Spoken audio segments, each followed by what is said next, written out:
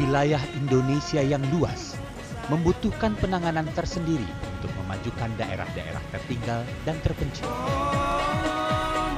Salah satunya yang dilakukan pemerintah adalah dengan mendorong desentralisasi dan otonomi daerah dengan melakukan pemekaran daerah untuk mendorong pertumbuhannya.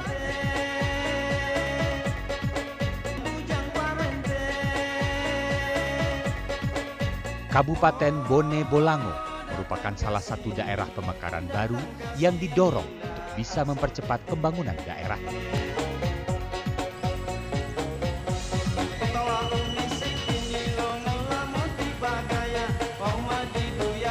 Pemekaran Kabupaten Bone Bolango terjadi sekitar 10 tahun lalu. Ya, tentu latar belakangnya pertama karena pada faktanya Gorontalo ini wilayahnya sangat luas, ya. Kemudian di tengah keluasan wilayah itu infrastruktur juga relatif minim, ya. Kemudian pelayanan sektor pendidikan, kesehatan juga tidak cukup memadai, ya. Dan dari sisi jumlah penduduk memungkinkan, di samping memang potensi daerah untuk jadi satu kabupaten, satu daerah otonom itu cukup terbuka. Sejak ditetapkan menjadi kabupaten pada 25 Februari 2003 melalui Undang-Undang Nomor 6 Tahun 2003, Kabupaten Bone Bolango memiliki 4 kecamatan induk, yakni Kecamatan Tapa, Suwawa, Kabila, dan Bone Pantai. Sedangkan Kabupaten Bone Bolango sendiri memiliki luas mencapai 1.984 km persegi.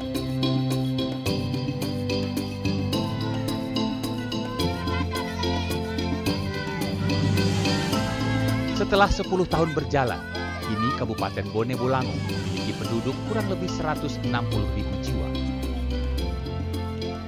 Kabupaten Bone Bolango memiliki beberapa sektor andalan untuk memajukan daerah. Soal potensi di sini kaya dan sangat beragam, tapi memang belum sepenuhnya digali ataupun dimaksimalkan. Potensi yang utama itu sektor pertambangan, ya. Di sini punya tembaga, punya emas, ya. Itu 2 hal utama. Di sini juga ada sektor perikanan. Kami punya panjang pantai lebih kurang 100 km. Jadi salah satu daerah di Provinsi Gorontalo yang pantai yang panjang itu adalah Kabupaten Bone Bolango.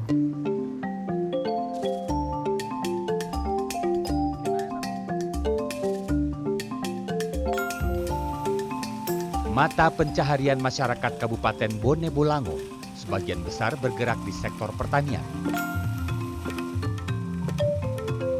Seperti bertanam padi, jagung, maupun tanaman perkebunan dan tanaman pangan lainnya.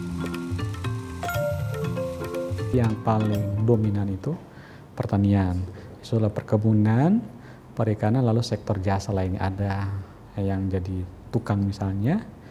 Jadi banyak usaha-usaha di bidang jasa, walaupun itu belum dominan karena masih dominannya itu adalah ekonomi Bone Bolango digerakkan oleh sektor pertanian. Kita ini berada walaupun di pinggirannya Gorontalo, tapi kita juga berada di sentrum karena kita berbatas dengan Provinsi Sulawesi Utara.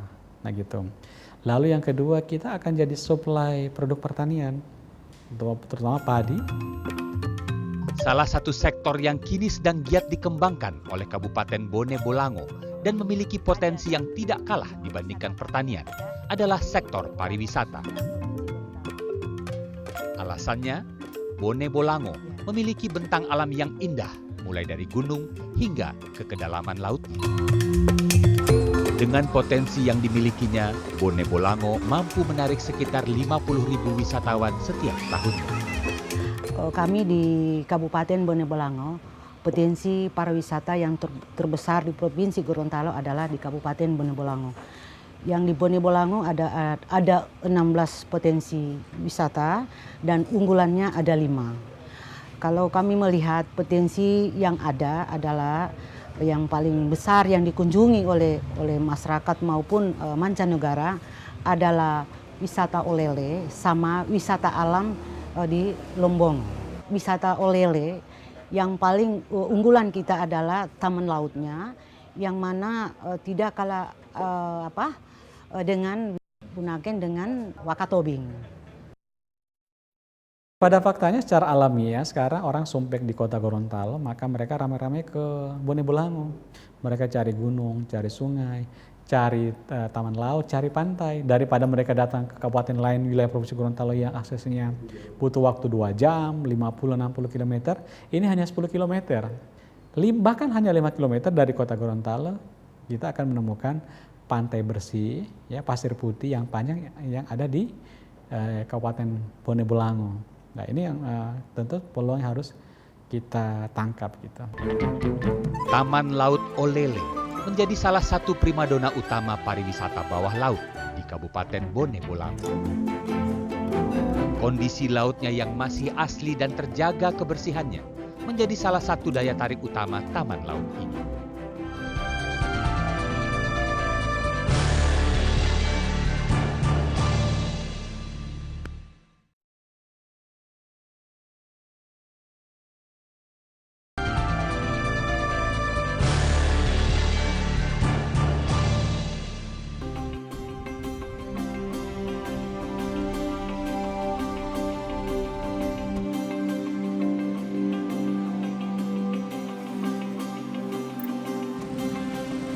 Letak Kabupaten Bone Bolango yang berbatasan langsung dengan kota Gorontalo sebagai pusat pemerintahan dan perekonomian di Provinsi Gorontalo membuat potensi pariwisata yang ada di kabupaten ini dipilih warga Gorontalo untuk melepaskan sejenak tekanan pekerjaan dan kesibukan.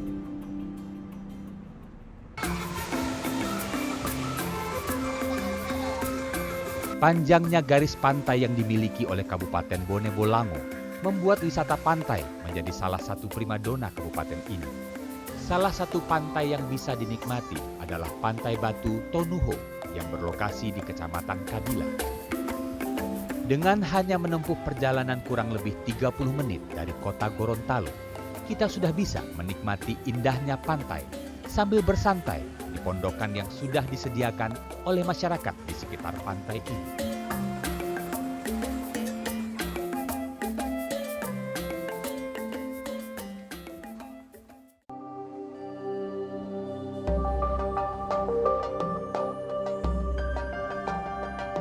Namun pantai dan laut di sepanjang selatan Bone Bolango tidak hanya memiliki keindahan di permukaannya saja.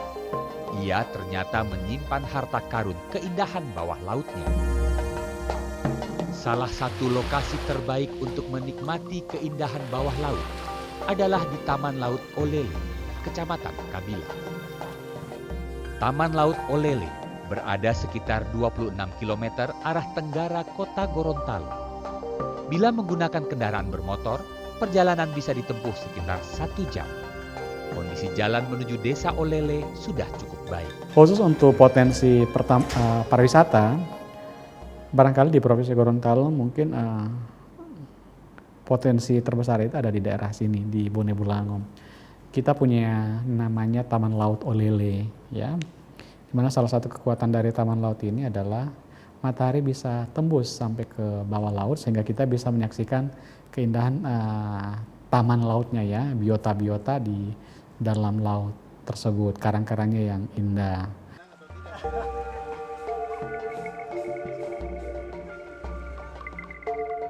Melihat potensi laut yang dimilikinya, masyarakat lokal pun mendukung upaya pemerintah setempat mengembangkan dan memperkenalkan wisata laut ke masyarakat luas.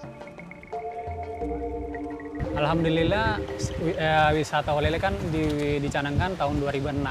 Dari tahun-tahun setelah 2006 itu sebelum adanya PNPM itu tamunya sangat kurang karena fasilitas di sini tidak ada. Begitu ada PNPM pariwisata Bone Bolango 2011-2012 itu sudah mulai ada peningkatan.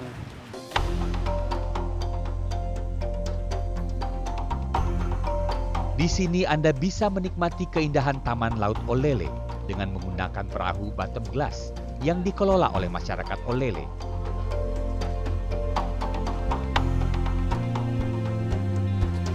Dengan menggunakan perahu ini, Anda bisa menikmati keindahan taman laut dari permukaan laut.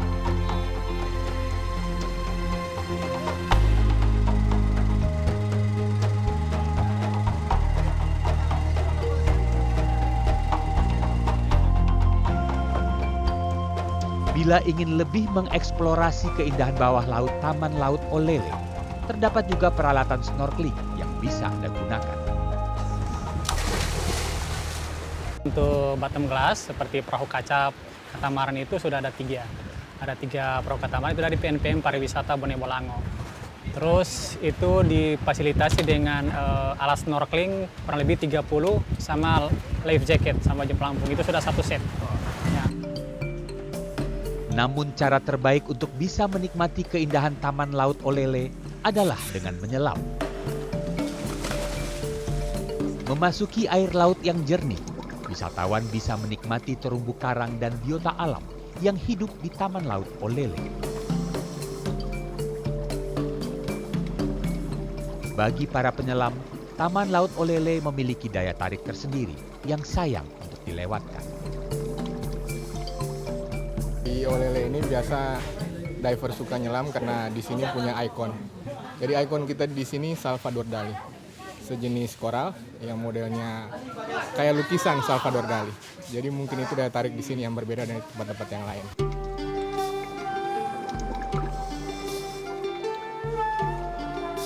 Selain itu, lokasi Taman Laut Olele yang berada di Teluk Tomini membuat arusnya tidak terlalu kuat, hingga membuat penyelam bisa menghabiskan waktu lebih lama di dalam laut.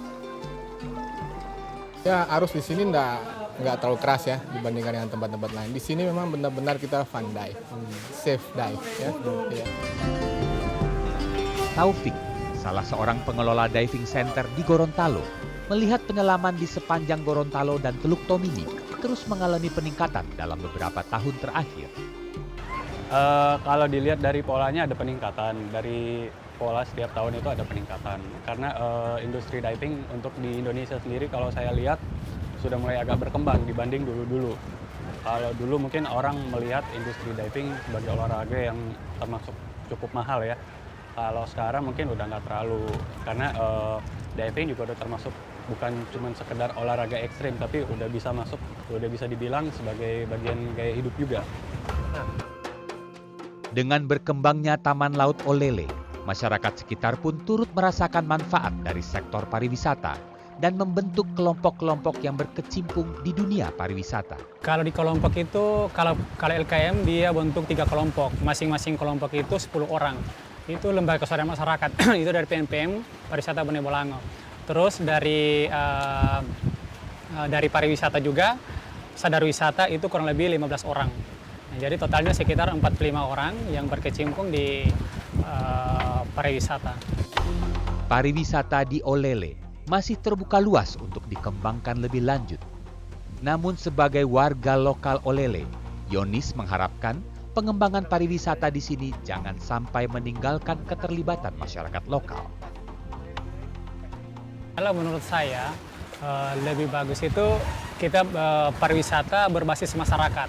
Jadi kalau bisa kita dirikan seperti homestay, masing-masing misalnya satu rumah kita fasilitasi dengan 2 kamar yang harganya misalnya 100 sampai 150 ribu. Nah, sehingga kita tidak tanggung-tanggung untuk mempromosikan Olele. Begitu Olele sudah dipromosikan, orang datang bisa kita fasilitasi dengan homestay. Besarnya potensi Taman Laut Olele perlu diimbangi dengan promosi yang gencar, sehingga bisa menarik perhatian wisatawan, khususnya penyelam, untuk datang dan menikmati keindahan laut yang memesona. Kalau yang kurang itu sebenarnya promosi ya. Kalau di kalangan penyelam dari luar negeri, mereka tahu Gorontalo, tapi di kalangan penyelam lokal kadang mereka belum tahu Gorontalo itu seperti apa. Faktor promosi saya rasa masih kurang untuk promosi daerahnya. Seperti halnya pariwisata berbasis alam, kesadaran masyarakat untuk menjaga lingkungan menjadi poin penting untuk keberlangsungan objek wisata itu sendiri. Kalau untuk ke depan, ya saya berharap kondisi laut kita bisa lebih baik lah. Jangan setiap tahun bukannya malah lebih baik, malah lebih rusak. Itu yang utamanya ya, karena kita hidup dari laut juga.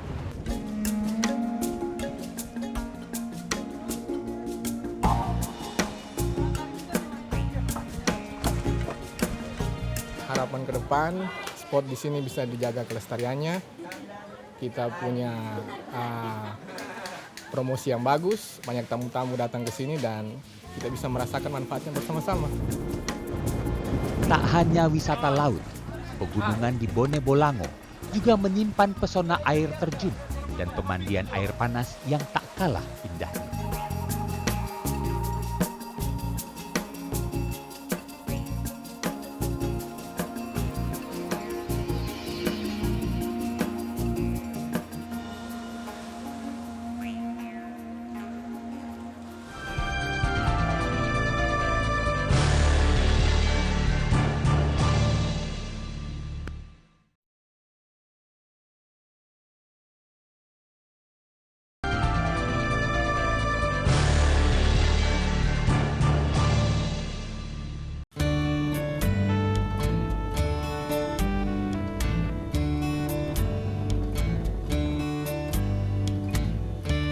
Tak hanya objek wisata bahari, kawasan pegunungan di Kabupaten Bone Bolango juga menyimpan pesona yang tak kalah indahnya.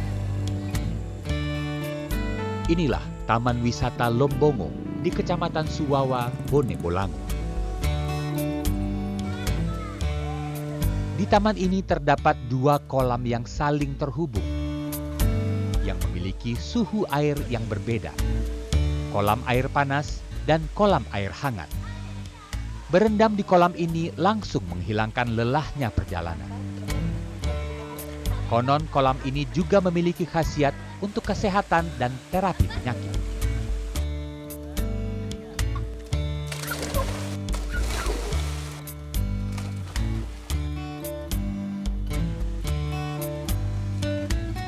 Ini kalau kebetulan di sini di airnya panas, terus ada juga yang bak air dinginnya. Jadi selain untuk rekreasi, di sini juga ada bisa untuk pengobatan.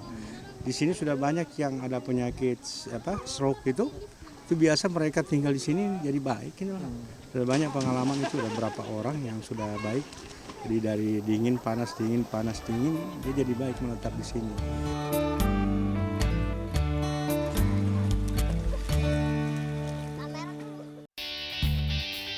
Untuk menjaga kelestarian Taman Wisata Lombongo, pemerintah kabupaten memberdayakan masyarakat sekitar melalui gerakan masyarakat sadar wisata.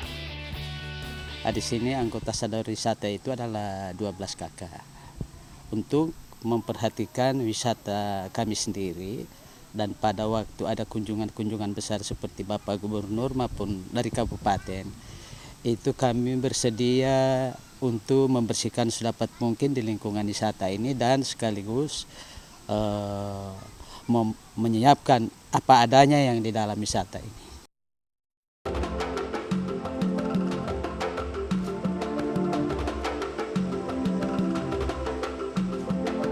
Taman Wisata Lombongo juga terhubung langsung dengan Taman Nasional Bogani Nani Wartabone yang memiliki luas 287 hektar. Selain memiliki beragam jenis flora, hutan lindung ini memiliki pesona air terjun yang indah.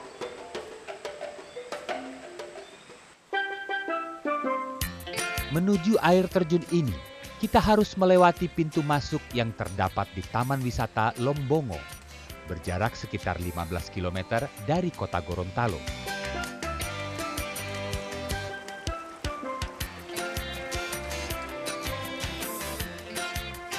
Sesampainya di dalam kawasan Taman Nasional Bogani Nani Wartabone, Anda akan disuguhi pemandangan alam yang asri.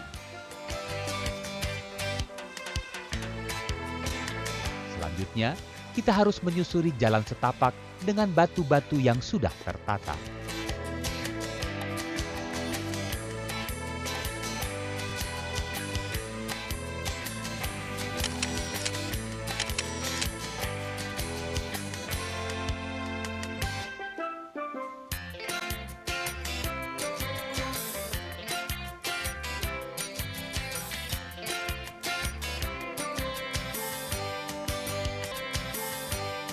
Jalur trekking di antara rimbunnya pepohonan menuju air terjun semakin menantang karena melewati aliran hulu Sungai Bone yang membuat perjalanan menjadi tidak membosankan.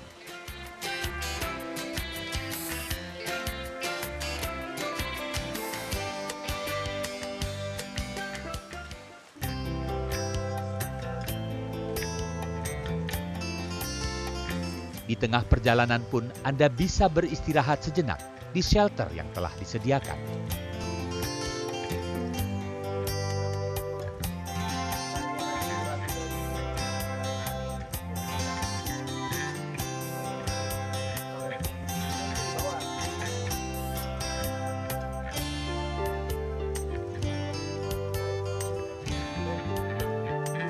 Setelah menempuh perjalanan sekitar 2 jam, perlahan sayup-sayup di kejauhan, gemericik suara air terjun terdengar.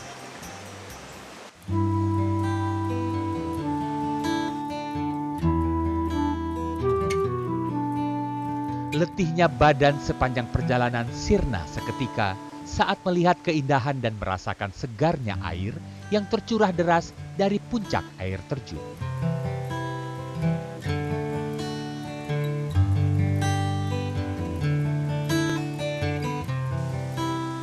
Farid, salah satu pengunjung, merasa tertantang dengan medan yang harus ditempuh. Karena pemandangan dan segarnya air terjun sebanding dengan perjalanan yang dilakukan. Ya, karena keindahan air terjunnya, jadi kita meskipun medannya cukup jauh dan meskipun tetap kita berupaya karena memang pemandangan di sini cukup indah. Air terjun yang baru ditemukan pada tahun 1953 biasanya ramai oleh pengunjung pada hari libur dan akhir pekan. Pengembangan wisata Bone Bolango memiliki potensi yang bisa dikembangkan lebih lanjut. Tak hanya sebagai destinasi wisata, namun bisa juga menjadi pilihan investasi yang menguntungkan. Kondisi ini membuat pemerintah Kabupaten Bone Bolango membuka kesempatan yang lebar bagi sektor swasta yang ingin ikut mengembangkan potensi yang ada di Bone Bolango, khususnya sektor pariwisata. Tentu kita berharap ada peran serta nomor satu swasta ya, karena pemerintah itu kan memfasilitasi aja, membuat regulasi ya.